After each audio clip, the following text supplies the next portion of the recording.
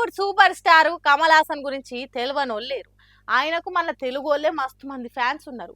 అటు సినిమాలతోని ఇటు రాజకీయాలకు కూడా ఎంట్రీ ఇచ్చిండు కదా ఈ లోకనాయకుడు. సినిమాలలోనే కాదు అటు పాలిటిక్స్ లో కూడా పట్టు సాధిస్తుండు కదా.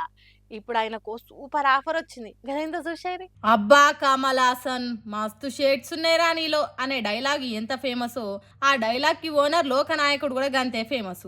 కోలీవుడ్ లోనే కాకుండా టాలీవుడ్ లో కూడా మంచి పేరు సంపాదించిండు. అయితే ఈ హీరో కూడా రాజకీయాలకు ఎంట్రీ ఇచ్చి ఎంఎన్ఎం అనే ఓ పార్టీ కూడా పెట్టిండు కదా. ఇప్పుడు అటు సినిమాలతోని ఇటు పాలిటిక్స్ తోని కూడా మంచిగా కలిసి వచ్చేటట్టే కొడుతుంది మోక చూస్తుంటే. అప్పట్లో చేసుకున్న ఒప్పందం ప్రకారం 4 రాజ్యసభ సీట్లల్లో ఒక సీటును ఎంఎన్ఎం పార్టీకే కేటాయించిండు డిఎంకే అధినేత స్టాలిన్.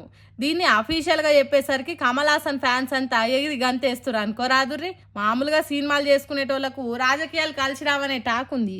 కానీ అది AP deputy CM Pawan Kalyan కు గట్టిగా పట్టు మీద ఉన్నందుకు సాధించిండు. ఇప్పుడు అట్లనే కోలీవుడ్ లో కూడా కమల్ హాసన్ కు పనికొస్తుందేమో అని ముందు ముందు రోజులు గడుస్తున్న కొద్ది చూడాలి.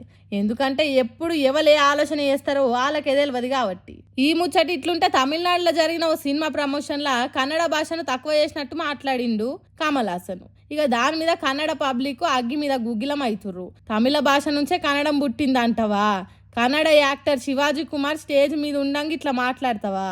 నీ తాక్సాఫీ అనే సినిమా తలగబెడతాం, చీరాల పూస్తా ఆగమాగం చేస్తామని అంటుర్రట కర్ణాటక పబ్లిక్. ఇప్పుడు మళ్ళీ ఏమవుతుందో ఏమో. అందుకే మందిలు ఉన్నప్పుడు జర చూసి మాట్లాడాలి అంటారు పెద్ద మనుషులు.